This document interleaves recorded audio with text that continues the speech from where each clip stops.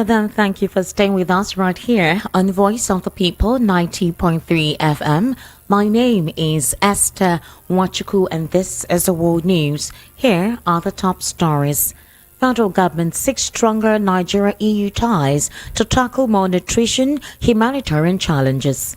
Federal government evokes no work, no pay policy against resident doctors. DSS gets court order to freeze 20 bank accounts of female suspected terrorists. Ajaro, ex-United Nations Special Rapporteur on Human Trafficking, speaks. These are the top stories. Just stay with us.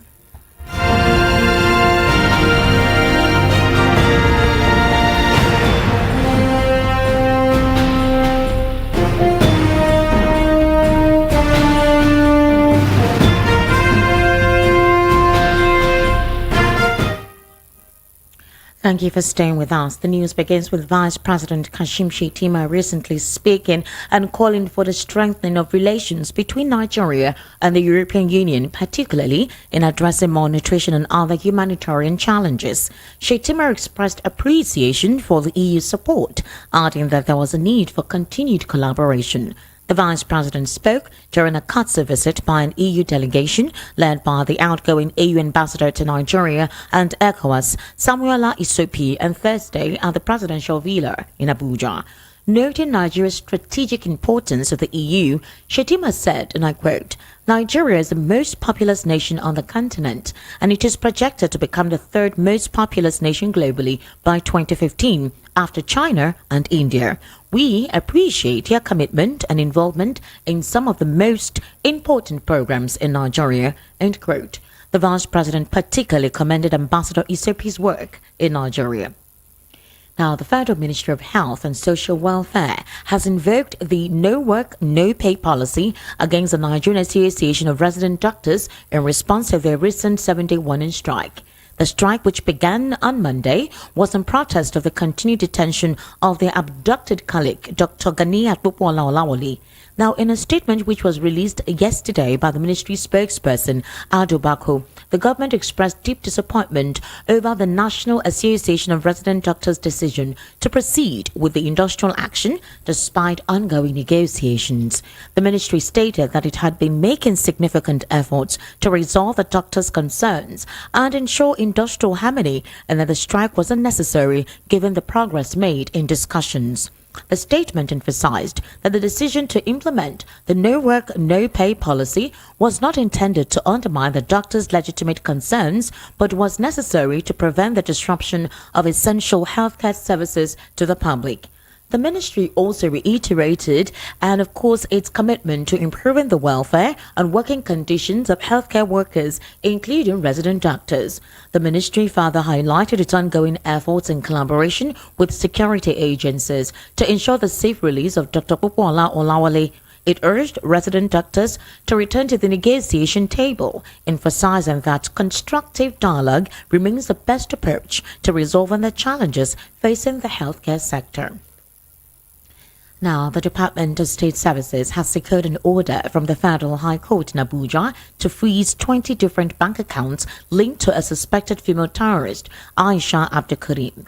The accounts domiciled in 8 different banks are to remain frozen for a period of 60 days to enable the secret police carry out forensic investigations into the alleged acts of terrorism by the bank account operator.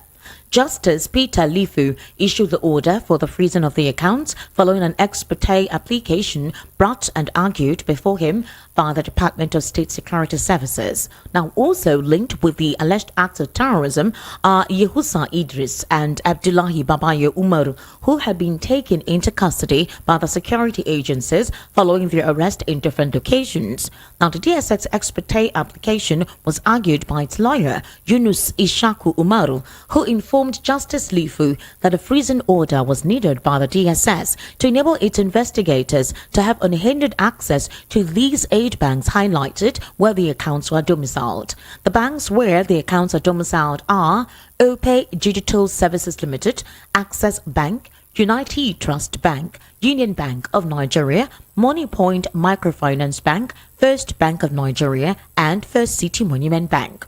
A breakdown of the account showed that 5 are domiciled at Access Bank and Money Point each 4 at OPay, 2 at UBA, while GTB, First Bank, Union Bank, and FCMB have one each domiciled in their care. Although the DSS requested 90 days to embargo the accounts, Justice Lifu only granted 60 days with a charge to the security agency to be diligent and fast-track its investigation. Now, a former United Nations Special Rapporteur on Human Trafficking, Professor Joy Ezilu, has said Nigeria is in deep trouble following the charges of terrorism pressed on Nigerian Labour Congress President Joe Ajaero. Professor Joy Ezilu said the police acted unprofessionally by politicizing the Ajaero issue. She argued that Nigerian leaders prefer to engage in trivial matters than focus on addressing security challenges plaguing the country. Mrs. Ezilu today said the issue of Ajaero should not have been made public but professionally addressed. She said, and I read, "If what I heard about the police interrogation of NLC leader Joe Ajaero is true, then we are in deep trouble with the politicization of security matters and unprofessionalism at its worst. What kind of leaders do we have making decisions about our collective security? It's clear why insecurity continues to plague Nigeria, as those responsible focus on trivial matters." The former Dean Faculty of Law, University of Nigeria, Nsukka, advised Nigeria police to act professionally and avoid political posturing. You're currently listening to the World News at 12 on Voice of the People, 90.3 FM. We'll take a very short break. When we return, more news. And of course, we'll head into a news analysis segment. Today, I have my guest in the studio, and he'll be giving us a proper perspective to some of the questions that we posted him and some of the stories that you had me read out. Just stay with us.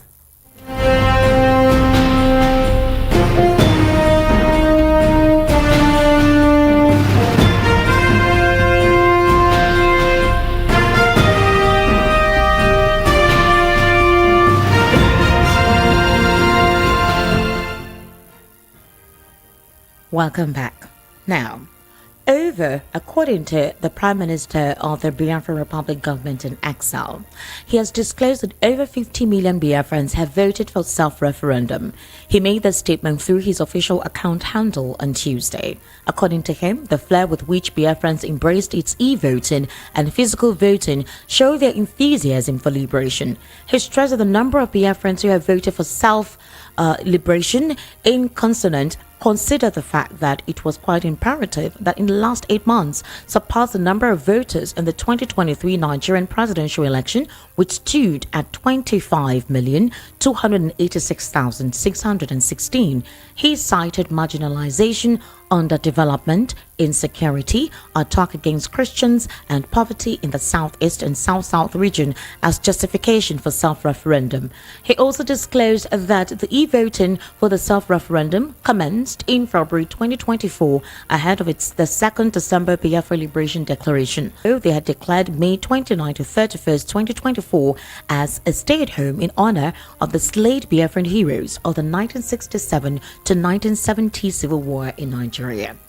Mr. Chukwumakuru is my analyst in the studio today, who will be discussing some of these issues and more that were discussed in the world news. Mr. Chukwumakuru, good afternoon and thank you for staying with us. Good afternoon, Esther, and thanks for having me. Mr. Chukwumakuru is the author of The Future of Politics. I would implore you to actually get it right there on Amazon Nigeria. And of course, you can also make sure that if you're interested in politics, I think the book is going to give you in-depth or perspective or insight into what politics is today and in the future. Mr. Chukwumakuru, that is also going to be the bane of our conversation today. A lot has been actually transpiring post-election, but let's look at this particular situation. Now, the release of Nnamdi Kanu is the clamor all over. I'm sure on this platform, a lot of people listening to us will say we're always talking about it, but it's a recurring development. It's a story that is in continuum, so we'll always talk about it. Now, the fact is this, with these referendum, this e-voting that has taken place, does it guarantee Nnamdi Kanu's freedom anytime soon? Esther, the e-referendum is contentious. Contentious to the fact that, to the extent that I don't know when it was conducted. Okay. The fact that I don't... it was an e-voting... It was e-voting yes, thing. E-voting, the fact that I don't know when it was conducted okay, also doesn't... take away the fact that it could have happened. All right. And here we have Simon Ekpa saying that about 50 million people voted in that referendum. I think the beauty of what EPA has done is to highlight the fact that Nigeria needs to accept and assent to the fact that, look, we should have a referendum in our constitution. It's a democratic tool that is used all over the world, to make decisions based on people's votes. Just like you have a plebiscite. Unfortunately, we have a Nigerian government that thinks that when you mention the issue of referendum, the first thing that comes to their mind is that Southeasterners want to exit Nigeria. And that is wrong. That is a very wrong perception. You can use referendum for a whole lot of issues. In some countries, if you want to do a constitutional amendment, you put it to vote. People vote in a referendum. In Ireland, they had to conduct a referendum whether to make a legislation in favor of same-sex marriage. In Pakistan, in 2002, Pervez Musharraf, the president, a military leader, conducted a referendum and used it to legitimize his stay in power, his transition from a military ruler to a civilian ruler. So I get somehow distraught with the fact that the moment you talk about referendum, the Nigerian government, they think is all about is all about the Igbo people. That is not what referendum is all about. If you have to do a constitutional amendment, some cases you put it out in a vote. Should we actually, a particular topic, should we discuss this at the National Assembly? Because the people believe that they have representatives, but their representatives don't do enough on particular issue areas. So it is the best thing to do is to throw it to the public in a referendum, in a plebiscite. In 2006, a referendum was conducted in Sudan. And the people of South Sudan voted overwhelmingly to exit. And that was how we got South Sudan out of Sudan. After a series of wars, after years of carnage, people killing themselves. It's happened in Eritrea. Between Eritrea and Ethiopia, they exited on their own. Referendum is not bad. And when referendum was conducted in Scotland in 2014, majority of the Scots voted, look, we want still to be part of the United Kingdom. After 300 years of union, it was put to vote, and the Scottish people decided, look, we still want to be part of the United Kingdom. Esther, since 2014 that the referendum was conducted, nobody has ever come up to say the Scots want to exit from the UK. I'm of the opinion that if you conduct a referendum here, there is a likelihood, operational likelihood, that a lot of people in the Southeast, if not majority, will assent to the fact that we want to remain part of Nigeria because the Igbo man has expressly demonstrated his drive for unity. That's your own perception. That's your own opinion. I'm talking about a couple of Southeasterners or Igbos may actually disagree with you. Those say that Esther, there is a referendum that would go for it. Esther, how do we get an accurate opinion? Conduct a referendum. That's what he said. He did. He said over 50. Who conducted? Look, Esther. Let's be very factual about this. To the extent that we want a referendum conducted, it should follow due process. Exactly. You cannot. It's like being a judge in your own case. All right. Who conducted the referendum? That is the question. And I'm saying let us make it formal. The Nigerian government, either ECOWAS or UN, can get involved. If we don't trust that INEC will conduct a free and fair referendum, let's get involved. The EU, the United Nations, ECOWAS, even AU, to come in and conduct a referendum that will be free and fair. It is at that point that we will decide whether the people of the South still want to be part of this union or they want to exit. That is the issue. What Simon Ekpa has done, like I said, is negotiating. And the referendum that is put out in the open is a tradable. Is a tradable. He has brought something to the table. And he said he's going to conduct a convention and even invited our own Minister of External Affairs to be part of it. All these things are tradables. And I relate it to what Yasser Arafat did,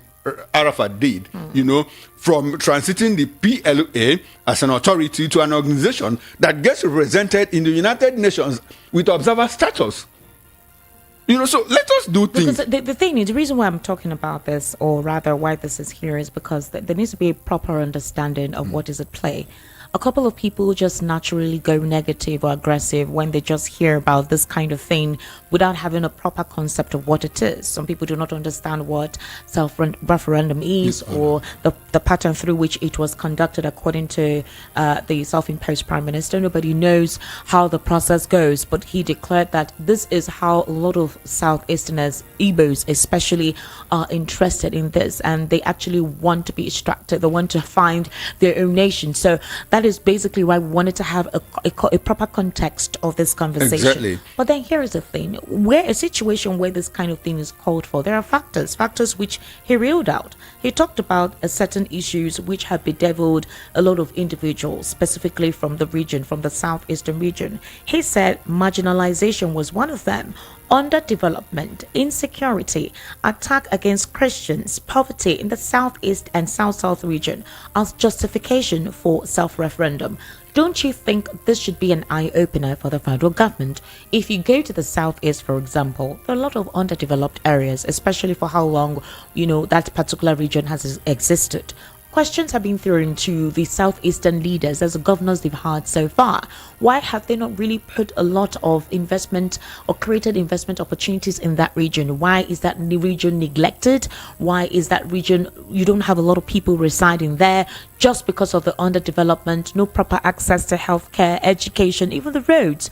So what would you say to the fact that what he cited as a reason for this is basically what's transpiring there? Esther, the reason for the referendum that we demand for, it's not hidden. It's a road we have traveled several times. Okay. It is very clear that the southeast has been marginalized by the central government, and some of us even think that there's a conspiracy theory behind it. To oppress the people, to let them remain where they are. But that is the issue in contention now, is that Simon Ekpa conducted a referendum. And Esther, let me ask you, now that he conducted a referendum and people are shouting, oh, referendum has been conducted and 50 million people voted in favor, who is going to enforce it? That is the big question. Who is going to enforce it? So for us to have a referendum that will be enforced, the Nigerian government has to be involved.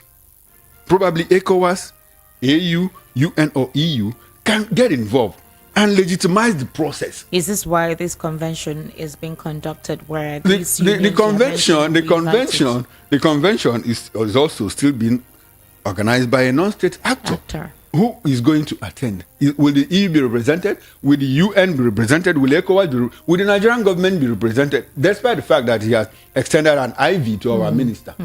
So while we are looking at all these things, let us contextualize it within the ambit of legality and legitimacy, so that it will become not only broad-based but acceptable to the people. And if you talk about governors and underdevelopment in the southeast, there are two layers to it. The southeast people feel that clearly they have been marginalized by the central government of Nigeria. In terms, symbolically, if you look about state creation, the southeast is the only region that has 5 states, while others have 6, with Northwest even having 7 states. That is an issue. Now, in terms of appointment, the people feel shut out of the space. I already told you, I think yesterday we spoke, yesterday or 2 days ago, where I told you that in the recent appointment in terms of security for the Southeast, only one person is being designated. Not only the security. I also made reference to a recent appointment that was made by the president in the humanitarian ministry. There were 7 directorates that got directors. Yes. Incidentally, we have 6 geopolitical zones. It would have been proper to spread it from each zone. One person, one director from each zone, one director. But do you know what we got? We got 5 directors from the southwest, where the president comes from. One from the north central and none from the northeast. Northwest got 1, didn't get any. South didn't get any. Southeast didn't get any. So these are the things that spike and fuel, the agitation for self-determination. That is on the part of the federal government. We can talk about it unending, interminably, because it is very clear, it is very glaring. Now, if you talk about the governors, I also know, and the people of the Southeast know, that the governors have not done well for us. Because, you don't have to wait for the federal government to do a lot of things for you. You create a conducive environment for business. Right. You know, you see local roads that are deteriorated. You have craters, potholes. You see, vehicles cannot... Deadly ones. That's why when these kidnappers want to kidnap, it's very easy for them. Even goods and services being transported, they get locked in those potholes, and sometimes they get stranded on the road, and they're open for thieves to take over some of those. You know, so that's also part of the underdevelopment. Like I said, it's a layered thing. The central government has a responsibility. The state government, you also blame the state governors because they have not done enough. Start by building roads.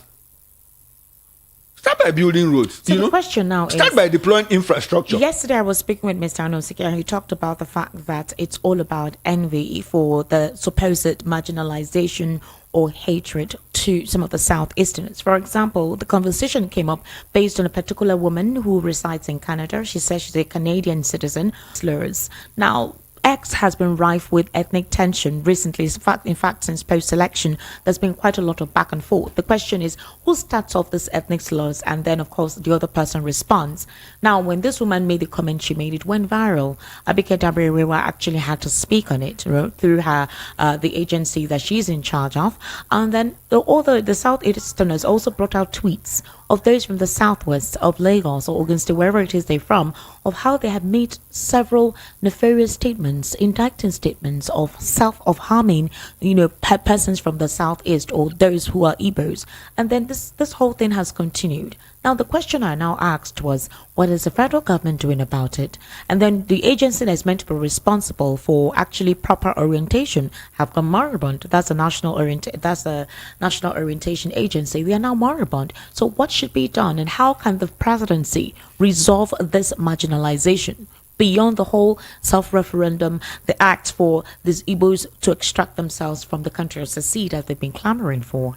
Oh, okay, Esther. I think we are not talking about the insightful speech and all of that. It's still part of the reason for the call for self-determination, the marginalization, the insecurity, the underdevelopment, the isolation. This is part of it. That is what culminated to the ethnic tension on social media. No, Esther, it's not. It's not. Let's divide it. Let's separate them. All right. The call for the ethnic slurs, wherever it comes from, wherever it originates from, is highly condemnable. Obviously.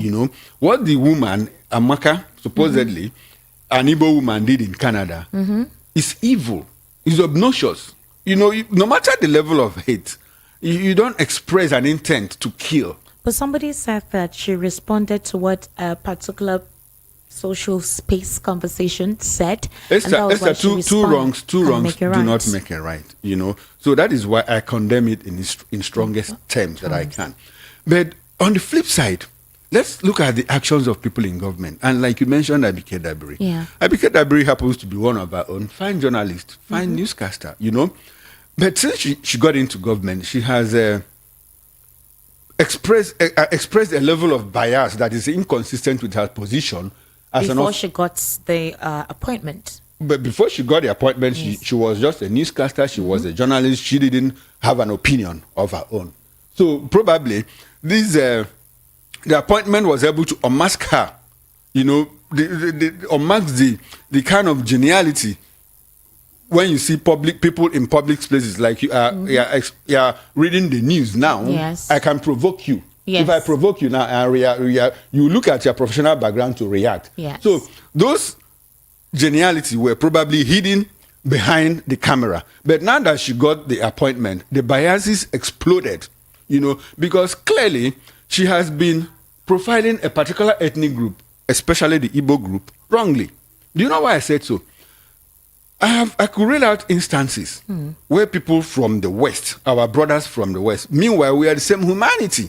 It's just differences in language and culture, minor differences. Okay. So we belong to the same humanity. Our brothers from the Southwest committed crimes and offenses at the international level. Outside Nigeria, and she was very silent on them.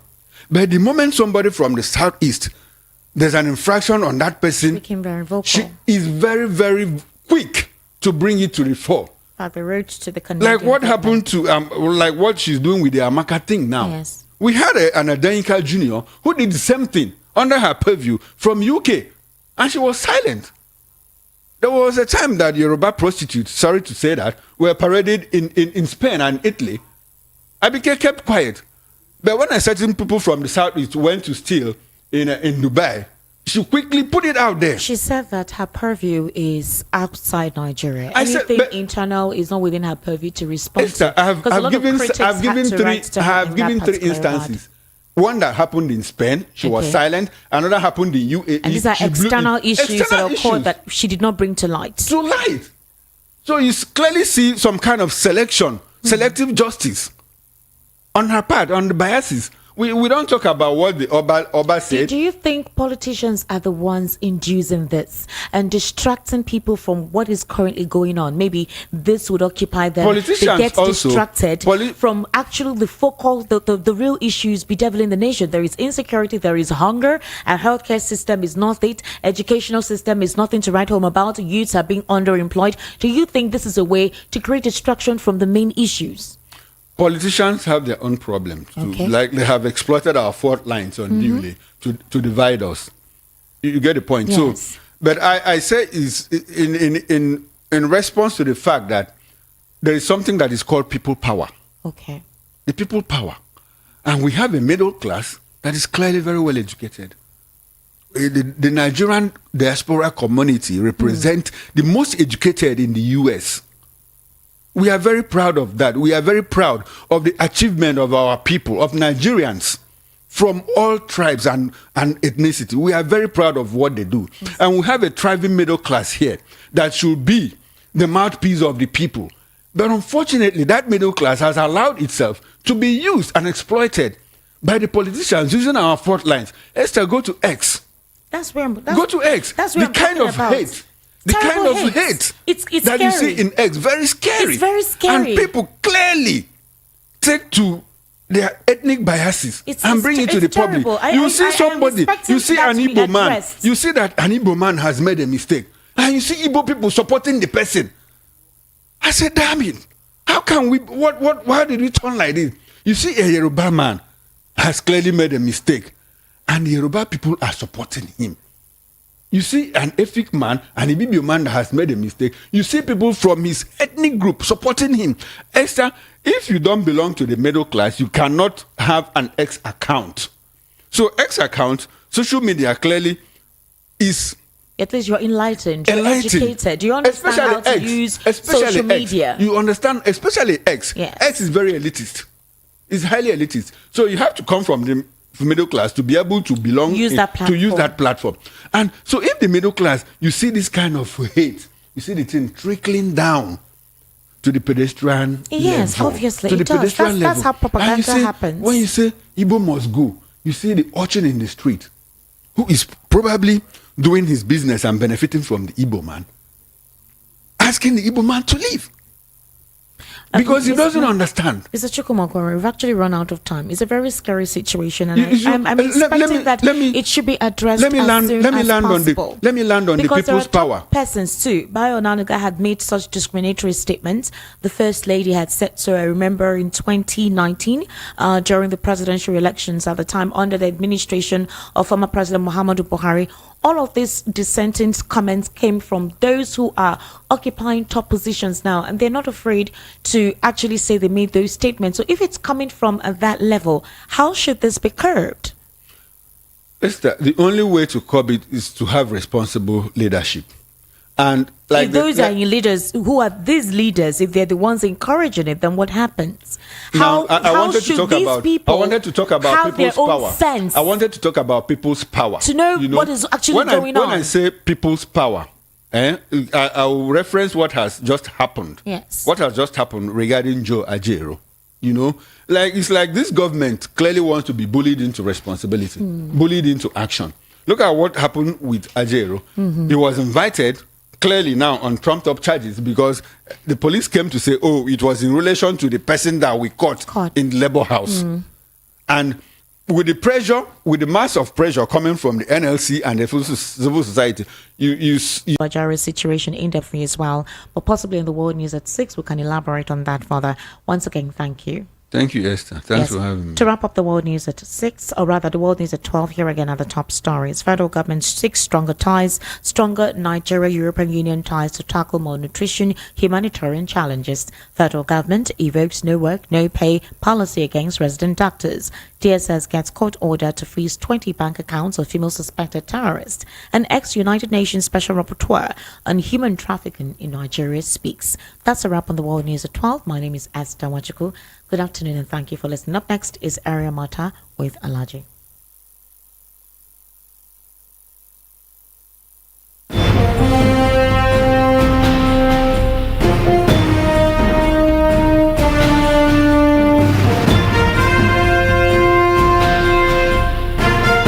Voice of the people. Find your brand. Find your